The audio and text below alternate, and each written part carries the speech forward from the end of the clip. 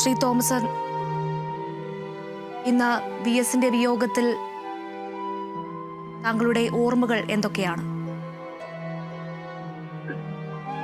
V എസിന്റെ വേർപാട് മൂലം രാഷ്ട്രീയ തറവാട്ടിലെ ഒരു കാരണവരെയാണ് നമുക്ക് നഷ്ടപ്പെട്ടിട്ടുള്ളത്. കേരളത്തിന്റെ മുഖ്യമന്ത്രിയായും പ്രതിപക്ഷ നേതാവായും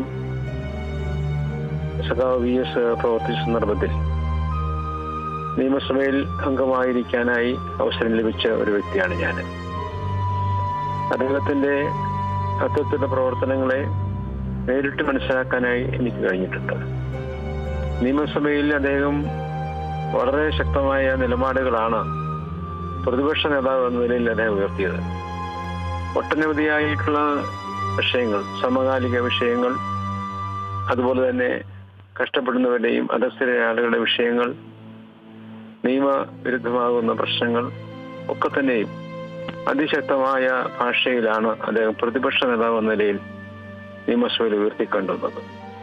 വളരെ ശക്തനായ പ്രതിപക്ഷ നേതാവായി പ്രവർത്തിക്കാൻ അദ്ദേഹത്തിന് കഴിഞ്ഞിട്ടുണ്ട്.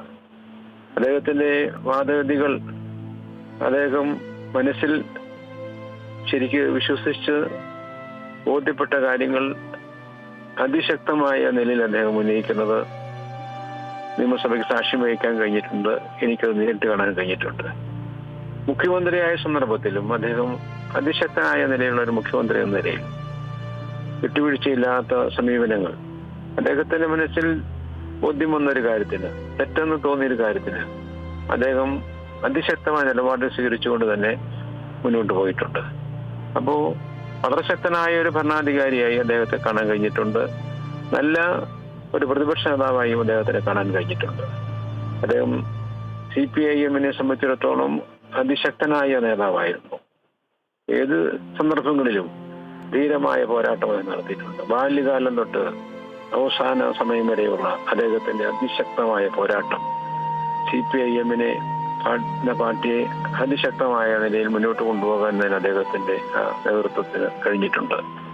അദ്ദേഹം നമ്മുടെ രാഷ്ട്രീയ പ്രവർത്തന രംഗത്ത്, പ്രത്യേകിച്ച് CPIM-ൽ എനിക്ക് തോന്നുന്ന കമ്മ്യൂണിസ്റ്റ് പാർട്ടിയിൽ ഏറ്റവും വലിയ ഒരു നേതാവാണ്, സീനിയർ നേതാവായി. ഇന്ത്യയിലെ മാത്രമല്ല, ഒരുപക്ഷെ ലോകത്തിലെ തന്നെ കമ്മ്യൂണിസ്റ്റ് പ്രസ്ഥാനങ്ങളിൽ വളരെ വലിയ നേതാവായി അദ്ദേഹത്തിന് അറിയപ്പെടാനായിട്ട് കഴിഞ്ഞിട്ടുണ്ട്. അങ്ങനെ എല്ലാവരാലും സർവാദരണീയനായിട്ടുള്ള വ്യക്തിത്വമാണ് പ്രിയപ്പെട്ട VS അച്യുതാനന്ദൻ. അദ്ദേഹത്തിന്റെ വളരെ തീക്ഷ്ണമായിട്ടുള്ള രീതി, പലപ്പോഴും അദ്ദേഹത്തിന് ഒരുപാട് വിഷമങ്ങൾ ഉണ്ടായിട്ടുണ്ട് അദ്ദേഹത്തിന്റെ രാഷ്ട്രീയ പ്രവർത്തനത്തിൽ. അദ്ദേഹത്തിന്റെ കൂടെയുള്ള ആളുകൾ തന്നെ അദ്ദേഹത്തുമായി ബന്ധപ്പെട്ട പല കാര്യങ്ങളിലും വന്നപ്പോഴും അദ്ദേഹം അചഞ്ചലനായി, തന്റേടിയായി നിന്നത് നമ്മുടെ ഒക്കെ മനസ്സിലുണ്ട്. അങ്ങനെ മായാത്ത വ്യക്തിമുദ്ര പതിപ്പിച്ചുകൊണ്ട് നമ്മൾ ഇന്ന് കടന്നുപോയിട്ടുള്ള ഒരു വലിയ വ്യക്തിത്വമാണ്. അദ്ദേഹത്തിന്റെ അസാമാന്യമായിട്ടുള്ള ഒരു പ്രവർത്തന ശൈലി പലതും നമുക്ക് മനസ്സിലാക്കാനും മാതൃകയാക്കാനും പറ്റുന്ന കാര്യങ്ങളാണ്. അങ്ങനെയുള്ള നല്ല ഒരു വിപ്ലവകാരിയായിട്ടുള്ള, എന്നാൽ നാടിനെയും ജനങ്ങളെയും സ്നേഹിച്ച ആ പ്രിയപ്പെട്ട സഖാവിന്റെ ഓർമ്മകൾക്ക് മുന്നിൽ ഞാൻ 1000 നമോ അർപ്പിക്കുകയാണ്.